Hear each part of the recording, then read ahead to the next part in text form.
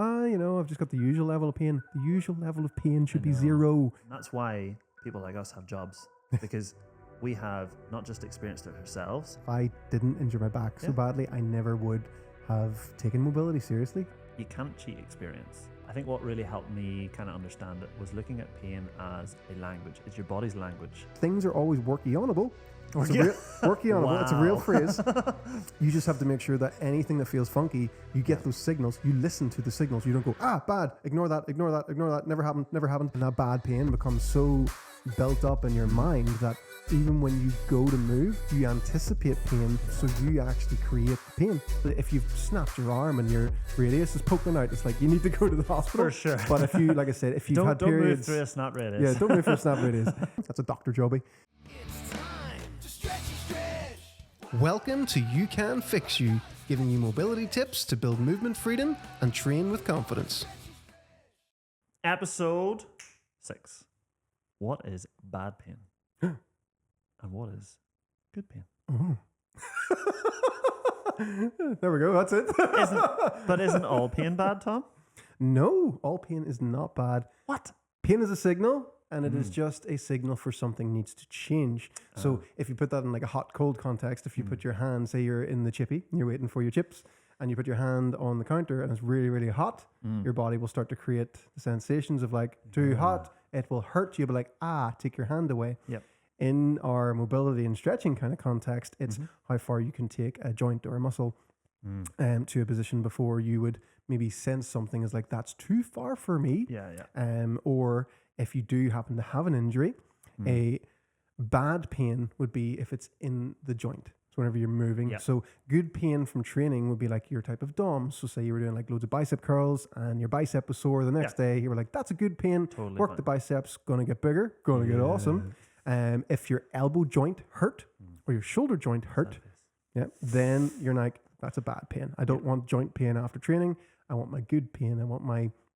I have worked the muscle properly pain. So that's kind of what you're thinking about. If it's a joint or if it's stabby pain or if there's a pain that is recreated anytime you move something and it happens every time, that's a bad pain. It's something you need to get seen to by a physiotherapist or a physical therapist. And in some cases, if it was something very, very severe or there was like a loss of range of motion, like you couldn't move the thing, that's a doctor jobby. So that would be a bad pain. So there's good pain is that, I have worked the muscle, I have made an improvement. And if you're able to see, especially if you're trying to make your flexibility better, if your squat has gotten deeper, but your muscles are like, they're like, I feel like I've been worked here, even though you were just stretching, it's like, that's a good pain. That means that you've made a new position and your muscles are like, what's going on? Yes, I think when you're starting out, pain just gets put in this bucket. It's like, pain, bad. But I think what really helped me kind of understand it was looking at pain as a language. It's your body's language. Now, I know very little French. If I hear somebody speaking French, I know they're speaking French, but I don't understand it. Sacre bleu. That was French.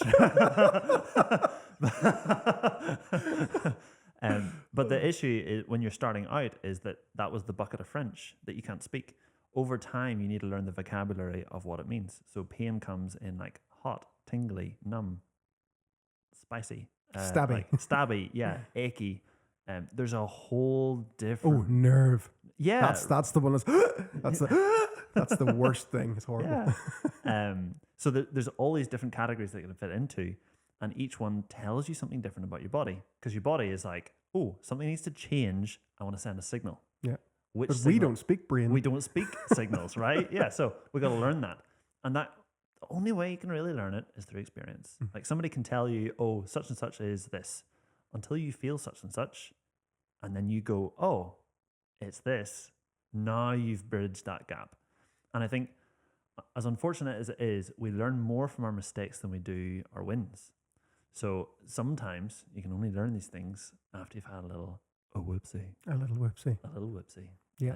And that's where the have a wiggle concept comes in of how, like, how intense is it? Mm. So if you're starting to move, so say it's your knee, one of the things that I really like is the clockwork hips drill, Yep. because you're able to lift your own leg if you need to and hold on to everything around you and just move the knee around and be like, right, does it hurt if I bend it? Does it hurt if I lean into it a little? Does it hurt if I move from side to side? Is It's there a point? exploring the position. Yeah, is there a point where it catches and it's like, oh, I've found something funky? And like, don't be like, oh, it's definitely bad, definitely bad. Just be like, right, okay, a little bit funky there. What happens if I do that back and forth a couple of times? Has it changed? Yep. And if you can get to a point where you start to realize that if you're able to actually relax your nervous system and not freak out, you'll probably find a lot of things that you would maybe catastrophize in the past.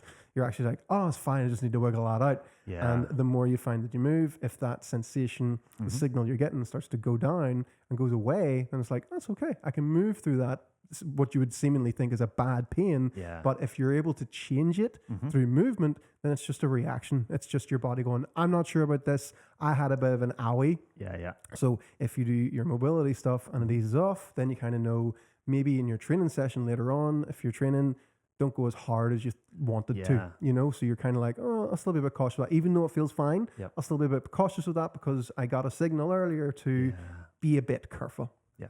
And that's like, there's so many ways you can change the thing to work around it. You can experiment with load. Sometimes you only feel the signals after a certain load, at which point, you know, you can decrease the load and see, can you then at that lighter load move in different ways? Can you try and engage certain parts or evolve your movement so that when you do add more weight then in time, it doesn't become sore again. Equally with your, like you're in your 90-90 say, a lot of people would find they get pain in their knee when they do that. But actually, is it the 90-90 or is it the speed at which you moved into the 90-90 and then your body had an equal reaction to resist it? If you eased into it, took a few deep breaths, maybe you lean back a little bit, maybe you lean forward a little bit, maybe you turn your toe out, maybe you turn your toe in. Like all these different elements can be played with. And so... And the signal was, hey, slow down. Yeah, Don't go so fast. Just slow down. Give me a Exactly. minute. Yeah. Take a second. All right, figure it out. We can do this. And it's just try and ask the question: how many ways can I move this before, rather than just saying no, I can't do that. It's not for me. It's like, well, maybe that one version that you tried isn't for you. What about the 100 other that you didn't try? And that's the thing. If for some people, if you get a bad pain and you take that as that's a bad pain, I better not move that. And then you become scared to move it, and you don't address that bad pain, and you think I'll just rest it, and then you try to then move in say a few days time, and that pain is still there. You're like, oh, it's not getting better. I have a bad knee, I have a bad whatever, and that bad pain becomes so built up in your mind that even when you go to move, you anticipate pain, so you actually create the pain. So it is so important to remember that you're not going to cause more damage from doing body weight stretching and moving. It's really important for you to actually restore the function to something if it does feel funky in any way, not to avoid it. Because as soon as you start avoiding things, you start avoiding more things. It's like, oh, it hurts when I bend my knee like this, 2 weeks time. Oh, it also hurts when I move it like this now, 2 weeks time. Oh, it hurts when I sit down and don't even move it now. That's what starts to happen if you don't address those things. And if you get to that point with a bad pain that you can't figure it out through wiggling, you must get it seen to. There will be someone that can help you out. And worst case scenario, if you had tore a bit of meniscus or done something, you can get that fixed then. And then you start your wiggling then and you restore the range of motion again. So that things are always workionable. Workionable. It's a real phrase. You just have to make sure that anything that feels funky, you get those signals, you listen to the signals. You don't go, bad, ignore that, never happened. It's the worst thing to do. And it's that like Chinese water torture where it's just the one spot that's constantly getting hit all the time. And it becomes worse and worse and worse. But what if somebody gets a pain and it's like, oh, it's my elbow sore today. And the next day, oh, my shoulder's sore today. Oh, but my hip's sore the next day. Like, if a pain is moving around the body, like, is that different? Is that the same? Or that's your body wanting to be in unison together. So you need to do more full body stuff and things in more alignment, especially as well as why like I designed SMM the way I did was like, you know, if you do have an ache in your hip or whatever, and it bounces between your hip, your knee, and your lower back, then there's probably multiple things that you need to work on with the hips, especially like how many different motions you can do with the hips. So you want to work on all the joints in all the ways they can move, and then you'll happily by accident catch whatever muscle or muscles it is, And then what I've found over time, the more I focused on full joint function with people, the luckier I've got with helping them, is because we didn't leave anything out then. Whereas if you go, it's definitely one muscle I need to fix, and you just do one stretch for that one muscle, and it feels a little bit better at the time. Definitely your hamstrings. And you feel, definitely the hamstrings, definitely. It's always the hamstrings. If you feel like the thing that you're doing helps the pain go away temporarily, you start to believe, oh, well, it is definitely the hamstrings, and you can confirm that. And you could have the worst hip rotation in the world 100%. and not even know. So it's so important to check everything. And to even look for more little bad pains. It's like, if it hurts when I move like this, is there anything else that hurts when I move? Yeah, what's linked to that one spot? Yeah, for sure. And that's, if things are bouncing around, you've a lot of work to do. You've probably multiple things to work on. Yeah. So a lot of people think that they just have one problem area, but like it almost sounds worse that we're saying, no, you've way more problems than one, but it's like, no. But if you come at it as a full body approach, you'll catch whatever 3 or 4 it may be, rather than getting stuck with one and not knowing and completely missing the other 3. And the other part of that as well is, if you are coming in and you do have multiple pain points, it's almost like, oh yes, I have so much more to gain. If I can get rid of those, how much better will every part of my life be? What we find with people coming into the group who are starting the program, whether they have a multitude of pains or just one specific one that they're trying to work on, if they haven't trained before, they go through this period where they're a little bit sore after their sessions. That's normal. That's okay. Yeah, that's beginner DOMS. DOMS, yeah. Delayed onset muscle soreness or stiffness. It's basically like this, like muscle ache. Again, we'll use the bicep because it's an easy one to picture. The front of your arm, like the muscle just feels stiff when you go to move it. It's like, it's not a warmed up elastic band. And that's the good pain. Yeah. And if you move it around a little bit, that should just go away. And you'd be like, oh, it just feels like normal again. Exactly. Once you start moving, it dies down. Part of working muscles and working your tissue in general is that you have to damage it to make it stronger. Yeah. If you don't get enough stimulus, i.e. enough damage, it won't heal back stronger. But if you do too much, then it becomes a problem. So especially when you're starting out, it can seem overwhelming because you want to create some pain, DOMS, but not so much that it sets you back for multiple days. Yeah. If you're having to recover for 3 or 4 days afterwards and not able to move at all, then it's too much. So for some people, it just needs to be like a little bit of back and forth, a little bit of a wiggle, and just build on that, and then eventually be able to tolerate more. I think one good thing to cover would be like, what are some common things that you see with people that have a lot of pain? So nobody understands pain. The more people that you ask and the higher up you go, you get to a point where people are just like, I don't know. I've been studying this for 20 years and I still don't know. So so this is our evaluation of what we see with people having pain. For me, it's not having full joint range of motion. So they're compensating as they move. Things are feeling like they're being pinched or nipped. You've got impingement sensations. You have, it feels like it's grinding. It feels nippy, feels sore, and that's from the joints not moving properly. So like, if you've got that going, your hips, your shoulders, if they're not able to rotate and move fully, you can get those nippy sensations. And if you do try and exercise, you can get deep joint pain as well. And it's important to note that as you do start to improve your flexibility, you might get something that I call joint DOMs. So like JOMs. Wow. JOMs. Heard it here first. So so if you take, so like I did with my hip, it was so bad with external rotation. As that started to improve, I 100% thought I had arthritis in my hip. It was so painful, but it moved better. And then a few months after that, the pain went away completely. Because it's such a new sensation for you. So like, you were changing how the joint moved. It wasn't just muscles anymore. You were changing how the joint was actually able to move. So it's really important to kind of remember that limited range of motion can cause you to have those sensations. So improving your range of motion could be the best thing for you.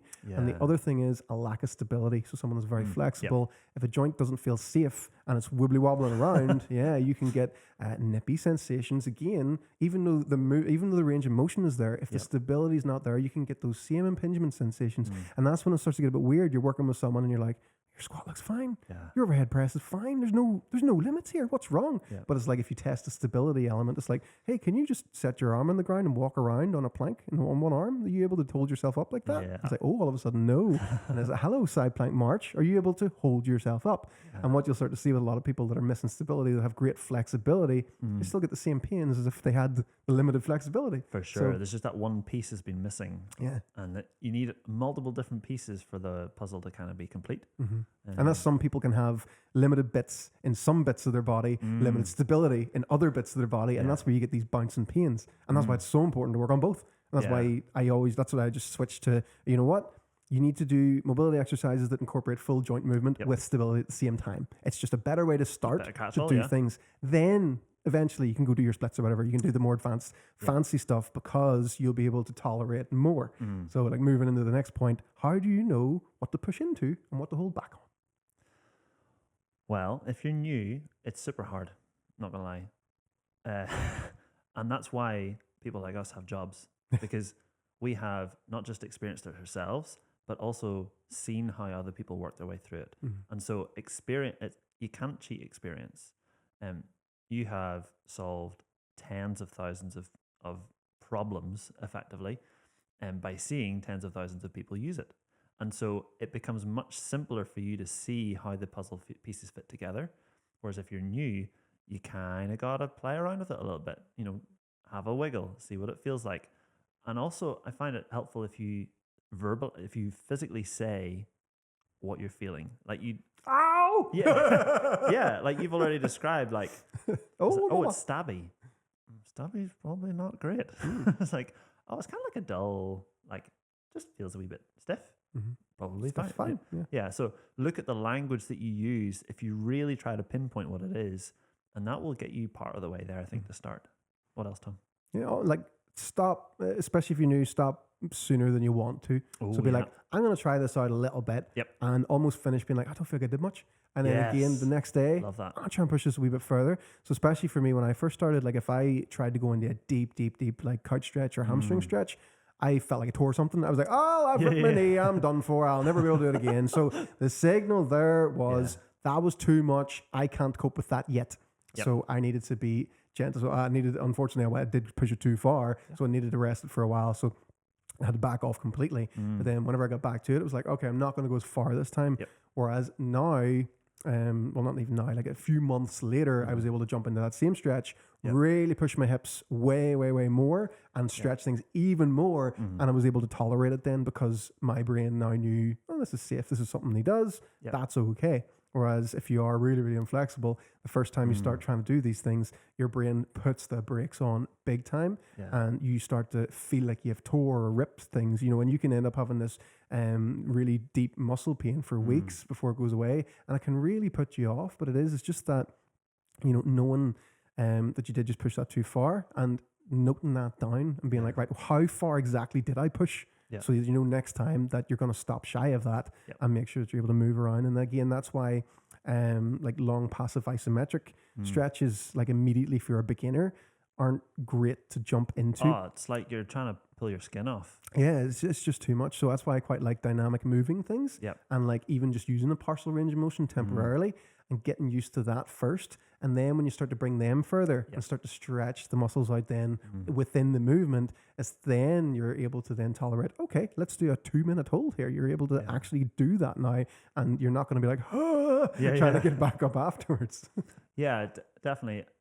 Is that dipping the toe in the water? I love that dynamic thing for beginners where you're, pushing into it, come out, pushing into it, come out. Slowly. So maximum speed. There's ballistic stretching as well, which is bounce. You need to have a lot of experience to be bouncing in the stretches. But it's not people just go, it's dangerous. And it's like, well, it's dangerous if you haven't built any foundation to be able to do it. Anything's dangerous if you haven't built a foundation for it. So it's not that it's bad, it's that you can't cope with it. So you're the problem. Sneezing with a stiff back, that's dangerous. And I think it is important to be able to feel something the next day. Like a really intense stretching session is equivalent to doing a really intense strength session. Like your body still needs to recover because, like we talked about, you need to damage your body a little bit in a good way, the right way. Load tolerance. Yeah, load tolerance. But that comes from experience. of knowing and trying a little bit. Try a little bit more. Oh, that was maybe too much. Let's do the little bit again. Let's do the little bit. Try a little bit more. Oh, it was okay this time. And then you build it up that way. Mhm. One of the funniest things I went through was I did a squat program for a long time, and it was literally squat every day. So I was doing Woof. overhead squat one day, I was doing front squat the next day, back squat the next day, back into overhead squats Oh, it's again. good that you had variety there, Tom. Yeah, 3 different types of squats. I was doing them like all the time, Yeah. and I lost DOMs. I couldn't get leg soreness. I was Yeah. I was up in the reps and everything, and I was like, why do I not feel sore anymore? And it's because my body was able to adapt to it. Eventually, the first week was horrible, but after that, I was like, oh, I feel fine. And I actually was getting frustrated. I was like, I want my legs to feel sore. I'm getting annoyed here, But even though my numbers were increasing, because I was so used to it. Because I was sticking to the program, it was like I lost the DOMs. Like your level of tolerance will increase the more things that you do. And if you start to do something regularly, your body just adapts to it and is able to then go into autopilot mode. It's like people that have really intensive manual labor type jobs. Like if me or you went in to try and do one of their jobs tomorrow, we'd be wrecked. We wouldn't be able to walk for 4 days. Yeah, like just lifting bags of coal and stuff, like lifting awkward objects, having to carry them in weird ways. We'd be like, oh, I'm exhausted. Even though we can lift things and do other things, it's just not within our wheelhouse because we don't do it often enough. Whereas that same person that's just been doing that for 10 years or whatever, they're like, don't think anything of it. It no longer gives them a stimulus. Yeah, which is really frustrating because then they don't lose the weight. I know, but this is it. It's like, just because, there's so many rabbit holes you can go down there. Oh, yeah. But yeah, it's part of the reason for you want to stick with a program long enough to see change, but past a certain point, you need to adapt it somehow.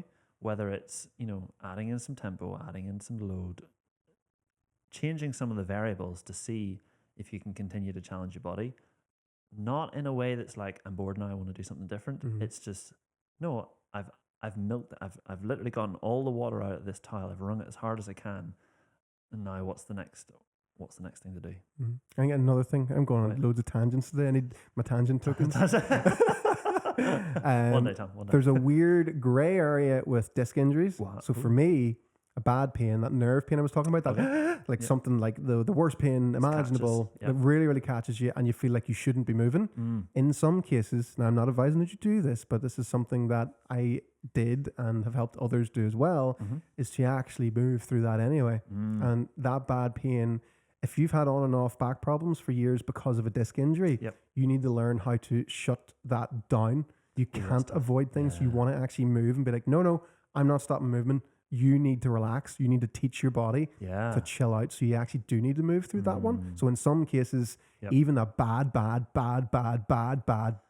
pain makes you not want to do anything. You actually do need to move through that if it's something like that. So it's obviously, if you've snapped your arm and your radius is poking out, it's like you need to go to the hospital. For sure. But if you, like I said, if you've had periods... Don't move through a snap radius. Yeah, don't move through a snap radius. But if you've had periods of on-off back pain and it's the same disc injury that hasn't changed and you haven't done anything silly to make it worse, and you get a flare-up and you get that really intense bad pain, you need to learn how to move through that, learn how to relax yourself. And the more you practice that, the better you get at easing that off. So you can take yourself from being someone who'd be wiped out for a week or 2 weeks with a back flare up to like a couple of days. And you're like, oh, no, I just feel stiff and I'm back to normal again.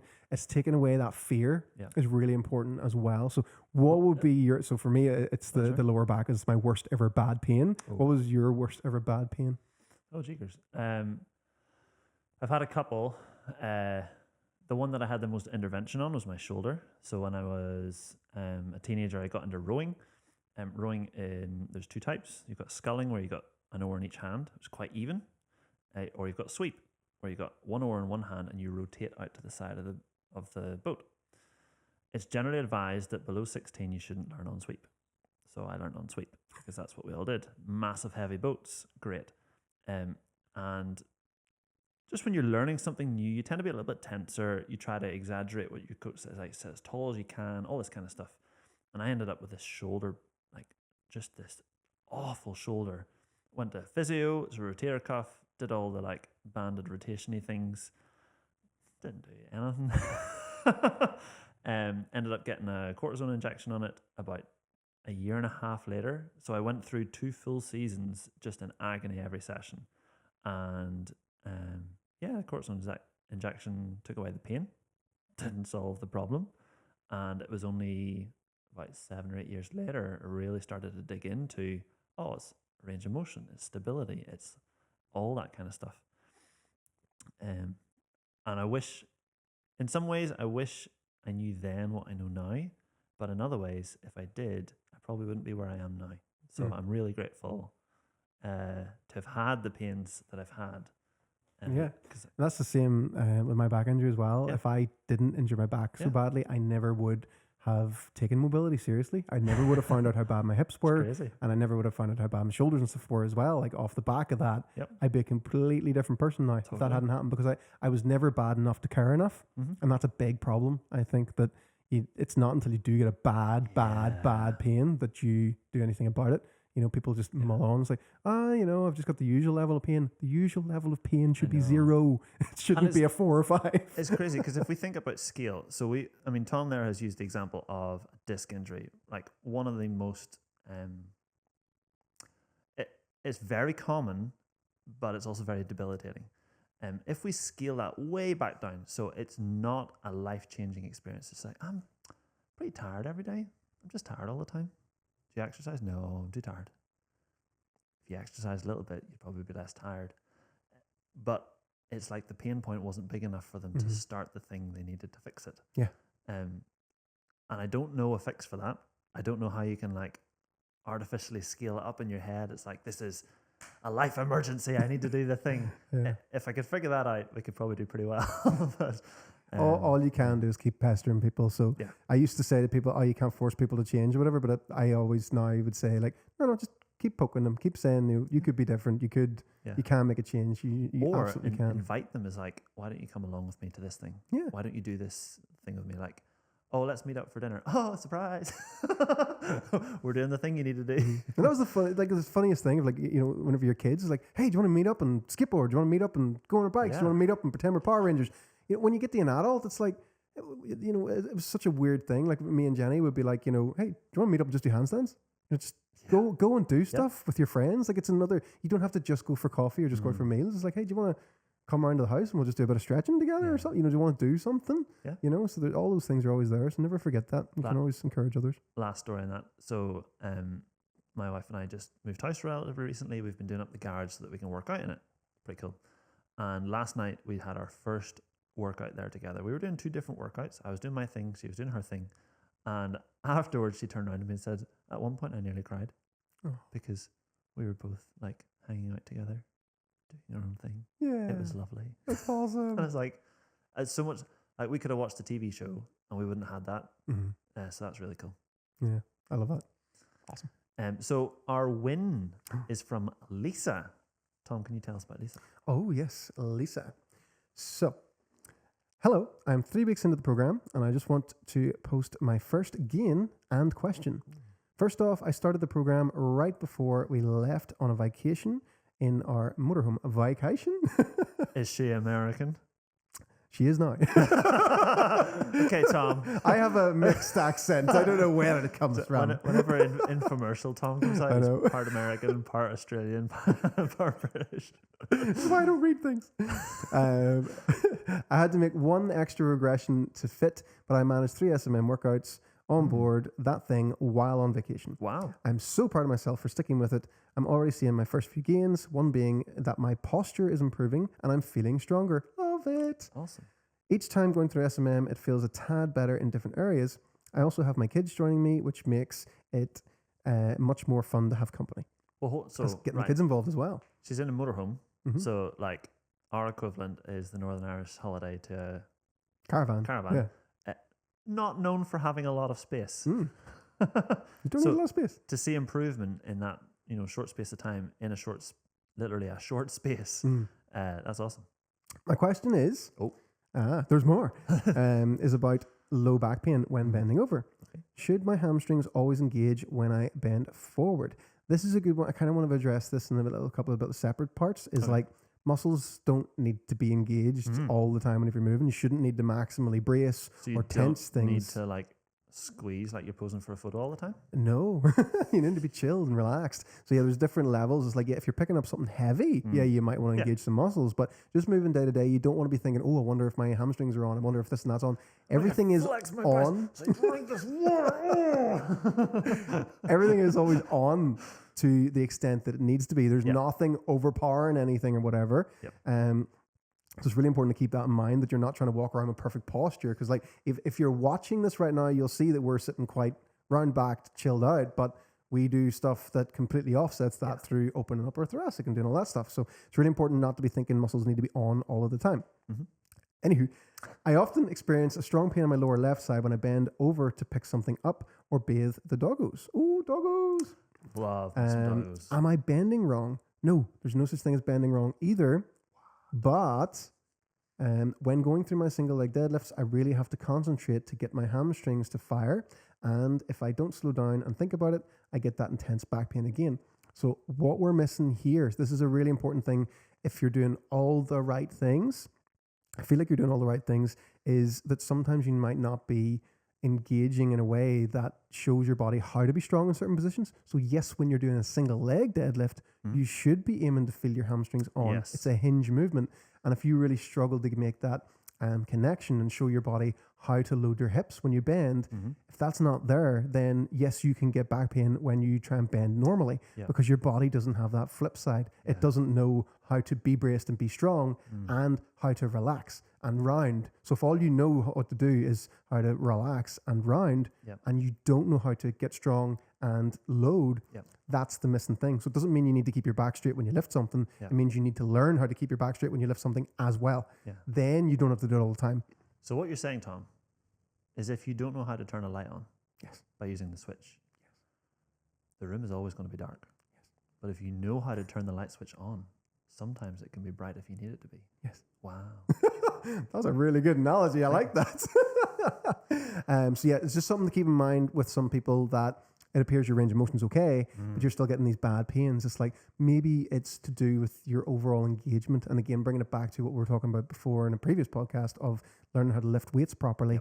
That's so beneficial for you. When your body knows how to go and feel strong, it's able to actually relax more. Through you learning how to get more tension and make things stiffer, your muscles know the comparison to be able to actually relax, rather than keeping this low level of tension all the time because it doesn't know what's going to happen. Whereas if it knows that you're able to pick up something stupid heavy, then it's going to look at a basket of washing or something like that and be like, oh, that's not too bad. I don't need to freak out. And you're going to have that level of confidence I then. don't need to fire everything at 100% to pick up a sock. Yeah. I can do 1%. Yeah, and some people, like I was stuck in that. I believed that, 100% believed that. Must brace, must keep back straight when I bend. Don't ever round your back. It's like, no, you can do it, but you need to know the flip sides. You need to have both. That's a great win from Lisa, and really cool that she did it on vacation as well. Yeah, and that's a really hard thing to do. Yeah. Just keep Mad on respect. moving whenever you're on holiday. Like, well done. Awesome. Love it. Wow, that was incredible. I enjoyed that podcast, and I hope you did too. If you'd like to find out more, head over to tommorrison.uk.